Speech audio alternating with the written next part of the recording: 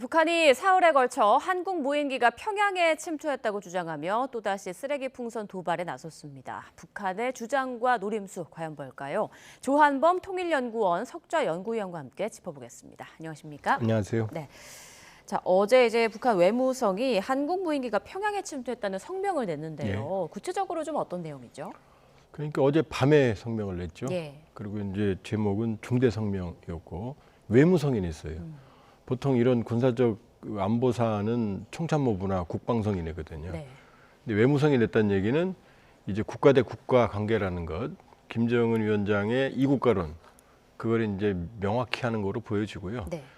내용을 보면 3일, 9일, 10일 세 차례에 걸쳐서 심야에 무인기가 침투했고 평양의 중구역이 제일 핵심 구역이에요.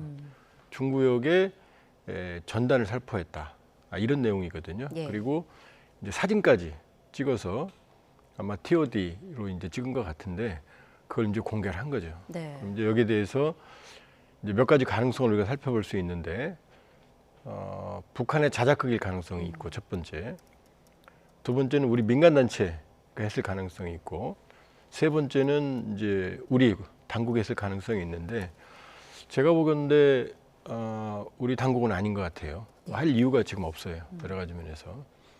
그럼 민간 단체 가능성이 좀 더 커 보이고, 그러나 왜냐하면 기술력이 충분히 있어요. 충분히 있고. 그러나 여러 가지 면에서 봤을 때 저렇게 저 시점에서 사진을 제대로 찍었고, 또 여러 가지 원래 전단 살포 저렇게 안 하거든요. 그렇게 보면은 또 노동신문에도 보도를 했거든요. 네. 그럼 노동신문에 보도를 하면은 우리 하늘 뚫렸네. 중구역이면 김정은 집무실 있는 데거든요. 그러면은 그러면 우리 여러 가지 면에서 허술하네. 이런 부작용도 있을 수 있거든요. 근데 그럼에도 저렇게 만일에 저런 상황을 얘기하면은 긴장감을 고조시킬 수 있거든요. 예. 그러니까 적대적 이국가론을 더 강화시킬 수 있거든요. 그러니까 제일 가능성 높은 건 우리 민간단체. 두 번째는 자작극. 그다음에 마지막은 이제 우리 당국은 제가 보기엔 가능성은 거의 없어 보입니다. 네, 그러니까 북한 자작극보다는 우리 민간 단체가 했을 가능성이 높다라는 좀 더 말씀이신데, 높아 보입니다. 네. 그 사진 공개한 걸 봤을 때 신빙성이 충분히 있는 거라고 보시는 거죠? 일단 사진은 신빙성이 있어요. 예. 저렇게 하거든요. 그런데 미심쩍은 점이 저 시점에 사진을 정확히 찍었거든요. 그런데 그리고 또 하나는 이 전단을 살포할 때 보면 전단이 묶여 있거든요. 그렇죠. 근데 보통 전단을 하늘에서 살포하거든요. 뿌려야 되는데. 그렇죠. 근데 저건 그대로 통이 떨어졌거든요. 예. 그리고 일부 통이 부서졌지만 저 정도 무게로 땅에 떨어졌다 그러면 통이 박살났을 거거든요. 물론 뭐 나무가지 같은 데 걸릴 수 있는데, 그렇게 보면 내용물이나 이런 거는 사실인 것 같은데 이제 행위 주체는 이제 두 가지 가능성이 다 있다는 거죠. 그러니까 우리 민간 단체가 했을 가능성이 높지만 좀 석연치 않은 부분도 있다. 전단 예. 내용도 조금 일반적인 전단과는 달라요. 왜냐하면 뭐 무기로 식량을 샀을 때 얼마다, 그렇게 내용이 크게 자극적이질 않아요. 보통 보면 탈북 단체들이 보낼 때는 훨씬 더 김정은 정권에게 치명적인 임팩트가 큰 그런 내용들을 담거든요. 예. 그렇게 보면은 일단은 좀 더 가능성을 열어두고 보는 게 좋겠다. 우리 군은 이제 북한의 주장에 처음에는 그런 적 없다라고 즉각 반박했다가 나중에는 이제 확인 불가하다 이런 북한 공식 입장을 냈단 말이죠. 뭔가 좀 혼선이 있었던 것 같아요. 그 내용을 그대로 액면 그대로 보시면 군 국방부 장관, 군 당국 입장에서 직접 그런 일 없다 그랬거든요. 국방부 장관 허락 없이 저런 일은 불가능하죠. 그러면 항명이죠, 저거는 여러 가지 면에서. 그런데 조금 있다가 이제 입장을 바꿨거든요. 확인 불가. 그 얘기는 여기서 보냈는지 북쪽에서 했는지 그걸 확인해 줄 수 없다라는 거거든요. 왜냐하면 여기서 넘어가는 걸 우리 군이 포착했을 거예요. 북한도 포착했으니까. 북한 방공망보다 우리 방공망이 훨씬 더 강하거든요. 네. 그러면 그 얘기를 하는 것 같아요. 우리는 안 했다, 우리 군은. 그러나 이게 오고 갔는지 이 부분에 대해서 확인해 줄 수 없다. 그러면 이제 북한도 알고 있을 거예요. 우리 당국이 하지 않았을 거라는 건. 그런 면에서 본다 그러면 이제 일종의 전략적 모호성을 유지하면서 예. 여러 가지 이제 북한을 압박할 수 있는 게 되는 거거든요. 명확히 하는 것보다는. 네. 그런 차원이라고 봐야지. 뭐 국방부 장관이 아니라고 그랬는데 뭐 알아보니까 했다. 그럼 난리 나는 거죠. 이 탈북민 단체 대표 얘기를 들어보면 네. 비용 문제로 무인기를 보낼 단체는 없을 거다 이렇게 얘기를 하고 있는데 네.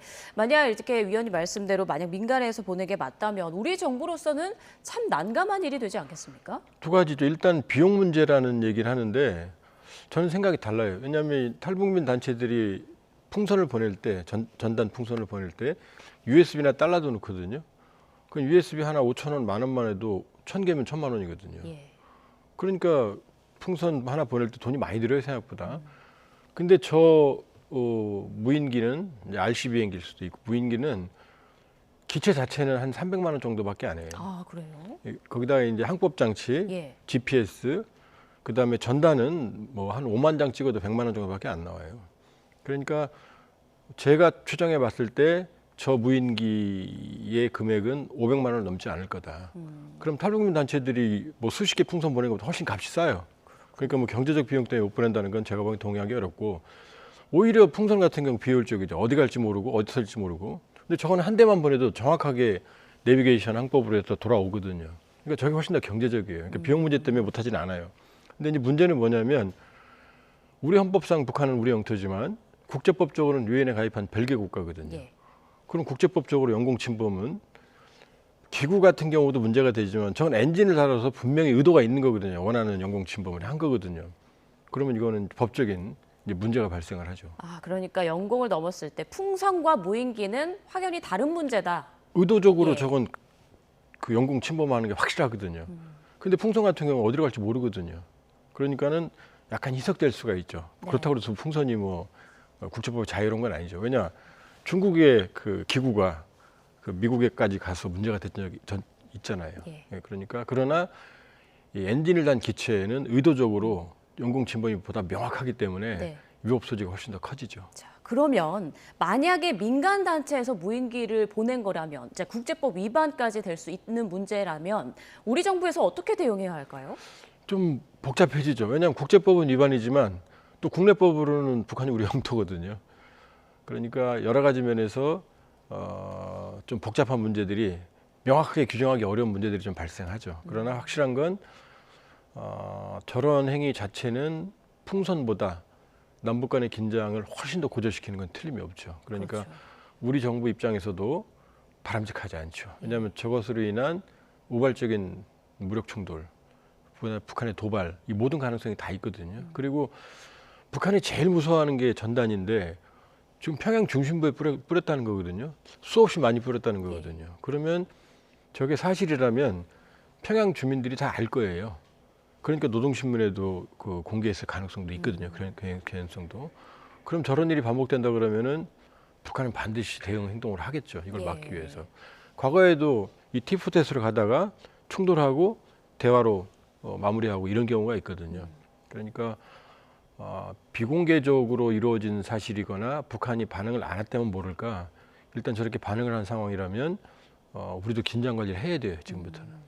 안 그래도 북한은 이제 최후 통첩 경고를 하면서 모든 공격 수단을 활동 태세 갖춘다 이런 언급을 했는데 앞으로 무력 도발에 나설 가능성은 좀 어떻게 보세요? 일단 이제 이 중대 성명 내용을 보면 모든 원인이 전단이라는 점을 지적을 해요. 그러면서 그 범죄자들이라는 표현을 쓰거든요. 뭐 조심스럽게 추측해 본다면 이 전단 살포나 그런 행위들이 만일에 이루어지는 걸 북한이 포착을 하면 그 원점을 타격하겠다는 의도가 좀 있어 보여요. 그러니까 다양한 형태의 도발이 가능하지만 예. 접경 지역에서의 어떤 우발적 충돌 가능성이 제일 크고 과거에도 이 사격을 해온 적이 있거든요. 이제 예를 들면 전단에 사격을 한 적이 있고 14.5mm 사신 고사총을 쏜 적이 있고 여러 가지 일종의 도발을 한 적이 있기 때문에 뭐 고강도의 전략적 도발을 하기는 쉽지는 않죠. 바로 교전행위로 들어가니까. 예. 그러나 모종의 분명히 존재감을 드러내는 행동을 할 거예요. 그러니까 지금부터는 긴장관리 쪽으로 상황관리 쪽으로 또 신경을 쓰는 게 중요합니다. 네. 민간단체들도 어느 정도 긴장관리 쪽에 협력을 할 필요가 있고요. 네, 일단 지금으로서 뭐 추정을 할 수밖에 없지만 우리 민간 단체에서 무인기를 보낸 거라면 우리 정부 쪽에서 어느 민간 단체가 했는지 확인할 수 있는 겁니까? 어떻습니까? 지금은 확인할 수가 없죠. 예. 왜냐하면 북한이 이 기체나 증거물을 보내오지 않는 한 물론 그동안 몇 개 단체가 최소 한 개 단체 이상이 저 작업을 준비해 왔어요. 준비해 왔는데 그러나 저런 식은 아니었어요. 제가 알고 있기로는 저거보다 훨씬 더 고도의 방식이었어요. 예. 그러니까 가면서 뿌리고 오는 거죠. 이렇게 한 군데 떨어뜨리는 게 아니라 쭉 뿌리고 돌아오는 방식을 그런 방식을 모색하는 단체가 있다는 얘기를 제가 들었거든요. 예. 근데 저건 가서 그냥 뚝 떨어뜨리고 왔거든요. 그러니까 효용성에서 본다고 그러면은 심리적 충격 효과는 크지만 그러나 두 가지 가능성. 하나는 일부는 뿌려졌고 하나는 그냥 떨어진 덩어리거든요. 근데 어떤 방식을 사용했는지는 정확히 모르지만 떨어진 것만 본다면 그렇게 효율적인 방식은 아니에요. 하늘에서 살포되는 것도 보면 그냥 일렬로 쭉 떨어지거든요. 그렇게 보면은 전문적인 단체는 아닌 것 같다. 이렇게 볼 수 있어요. 네. 자, 모임기 관련 성명을 낸 북한, 그러면서 28번째 쓰레기 풍선 살포에 나섰는데, 쓰레기 풍선에서 뭐 화약도 나오고 곳곳에 이제 여러 가지 또 피해도 잇따르고 있는데요. 어떤 앞으로 더 큰 위협이 또 발생할 수 있지 않을까요? 이제 원래 우리 민간 단체가 쓰는 이 풍선이 이제 가면 이걸 끊어야 될 거 아니에요. 그걸 이제 니크롬 선을 발열을 시켜서 발열 장치로 끊어버리거든요. 비닐끈을. 네. 근데 북한이 이제 최근에 화약 같은 게 나왔다는 얘기는 일종의 소규모의 그 폭발 효과를 노리는 것 같고 화약이 있었다면 확인된다면 그러면서 이 발열이 되면서 이제 북한이 보낸 게 주로 종이 쓰레기거든요. 그게 이제 발열이 돼서 화재가 나거든요. 그런데 이제 화약까지 쓰면 화재 가능성이 더 커지고 더 큰 문제는 현재까지는 피해는 경미하지만 예를 들면 고속철이라든지 고속버스라든지 고속도로라든지 아니면 항공기라든지 아니면은 인화물질, LPG 저장소라든지 대형 사고 위험성이 있어요. 그렇죠. 네, 충분히 있어요. 그러니까 북한이 고의로 뭐 폭발물이나 이런 걸 집어넣지 않더라도 현재 상황만으로도 저렇게 지속적으로 지금 28번째거든요. 네. 5월 28일부터 8월 11일까지 11차례였는데 9월 4일부터 벌써 17번이거든요. 그럼 그냥 수시로 보내는 거거든요. 그러면 대형 사고 위험성이 점점 커지고 있다. 그렇게 되면 여러 가지 면에서 이 갈등이 증폭되고 우리도 대응을 안 할 수가 없거든요. 그렇죠. 그러니까 지금 북한이 보내는 건 우리 전단에 대한 대응이라기보다는 우리 군의 심리전 방송에 대한 대응이에요. 왜냐 이 가을 겨울이 되면 남풍이 안 불어요. 거의 북쪽으로는 안 불고 북풍 남쪽으로 내려오는 바람이 불거든요. 그러니까 주로 우리 군 심리전 방송을 중단시키기 위한 북한의 심리전 대응이 이제 쓰레기 풍선이거든요. 그러니까 당국 간 대응에 충돌이 돼버린 거죠. 촉발은 민간 단체가 있지만 북한도 지금 갈등을 악화시키고 싶지 않다라는 얘기를 계속 하거든요. 그러니까 지금은 전쟁 중에도 대화하거든요. 우크라이나, 러시아 대화하고 포로 교환하거든요. 예. 남북 당국이 군사적 채널을 열어야 돼요. 열어서 지금 이게 무력 충돌로 가는 걸 막아야 됩니다. 그러니까 여러 가지 면에서 지금은 일단 긴장 관리 쪽이 좀 더 신경을 써야 되는 상황이다. 강대강 대치보다는 그렇게 볼 수 있어요. 대화 채널을 열어야 한다. 그런가 하면 북한이 도로와 철도 등 우리와 연결된 모든 걸 끊고 이제 요새화 공사를 진행하겠다 이런 발언을 했는데 이 부분은 어떤 의도가 담긴 건가요? 북한이 이국가론을 선언했어요. 그러니까 적대적 이국가론입니다. 뭐 우리 일각에서 뭐 이국가론 동조가 있지만 북한이 말하는 이국가론은 평화적 공존이 아니고 예. 전쟁 중인 이국가론을 전환하는 거예요. 전쟁 관계에 돌아가겠다는 겁니다. 철두철미 주적이라고 이미 선언을 했고 김 위원장 본인이. 그러니까 전쟁 관계로 돌아서면 전쟁 준비 태세가 돼야 될 거 아니에요. 그러니까 아마 인민군 전선의 1호 전투 태세가 아마 하달이 됐을 거고 그러니까 일종의 방어벽을 쌓는 겁니다. 우리와 완전히 구분되는. 그러니까 전투 행위에서 유리한 구조물들을 구축하고 있고 완전히 국가 분리를 시도하고 있다 이렇게 봐야죠. 네. 근데 요새화 작업에도 불구하고 북한 주민의 탈북이 계속 이어지고 있다고요?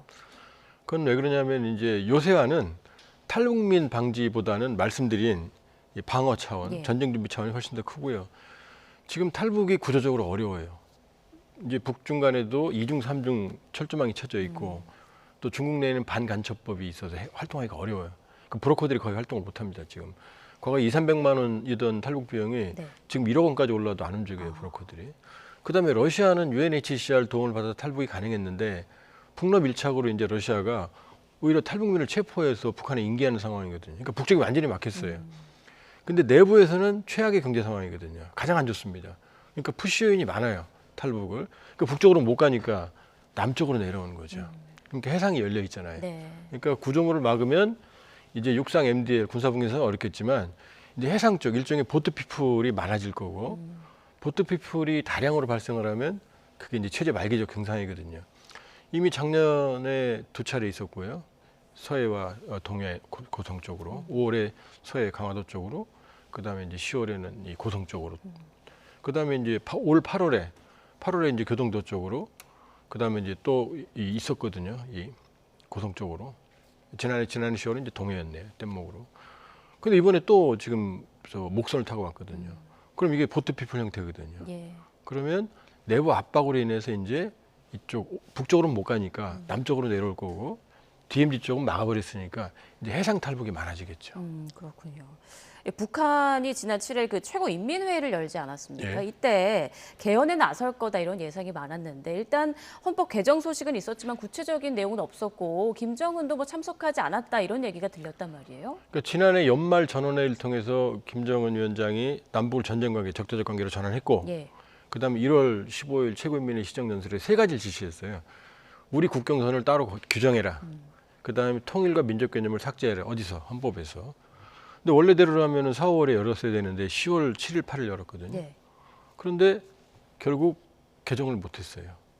뭐 일각에서 개정했다는 설도 있는데 개정을 했어도 지금 말한 3가지는 들어가지 않은 것 같아요. 왜냐? 첫째, 김정은이 참석을 안 했고, 두 번째, 영토 민족 통일 개념을 지우게 되면은 이걸 담당하는 게 노동당의 리란 선전선동 담당 비서거든요. 네. 근데 이 사람 다 참석을 안 했어요. 심지어 실세인 조영원도 참석을 안 했거든요. 그러면 이 주요 인물들, 권력 핵심들이 모두 빠진 상태에서 통일 민족 개념을 삭제하고 국경선을 규정했다? 그건 어렵죠. 그러니까 대신 김정은 군사종합대학에 가서 이 얘기를 했거든요. 내가 이게 국가라는 얘기했다. 남쪽은 의식하는 것도 소름 끼친다. 절대 마주하지 않겠다. 예. 근데 여기서 통일민족 개념, 영토 개념은 얘기 안 했어요. 그리고 이제 인민군 총참모부가 보도를 하면서 남쪽 국경선, 그다음에 대한민국 영토, 그다음 본인들의 주권 행사 영역 이런 표현을 애매하게 썼거든요. 그러니까 이국가론, 우리 따로 살겠다, 독재체는 유지하겠다는 이국가론이 이제 김정은 정권의 본심인데 그 얘기는 했는데 통일민족 개념 삭제와 영토 규정은 손을 대지 못한 게 아닌가 이렇게 보여져요. 네.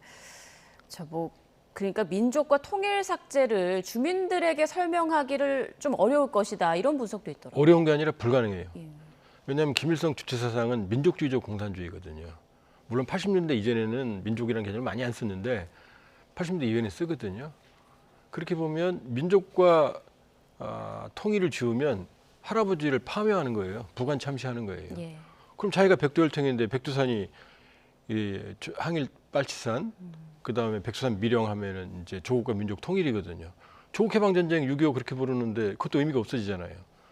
그럼 자기의 발등을 찍은 거예요. 그러니까 나만 혼자 독재를 유지하겠다. 요 얘기를 여기까지는 하고 싶은 건 뭐 이해하는데 통일 민족 개념을 삭제해 버리라니까 이건 담을 수가 없는 거죠. 예. 여기 온 탈북민들도 보면 모두 분노해요. 여기 와 있지만. 그러니까 북한 주민들한테는 씨도 안 먹히는 얘기거든요. 그러니까 그걸 뱉은 게 실수고 이번에 헌법 개정을 못한 게 권위에 치명적인 손상이 오는 거죠. 네. 알겠습니다. 갈등 상황이 좀 더 고조되고 있는데 일단 대화 채널을 좀 열어야 한다 이런 말씀 잘 들었습니다. 지금까지 조한범 통일연구원 석좌연구위원과 함께 북한 문제 짚어봤습니다. 고맙습니다.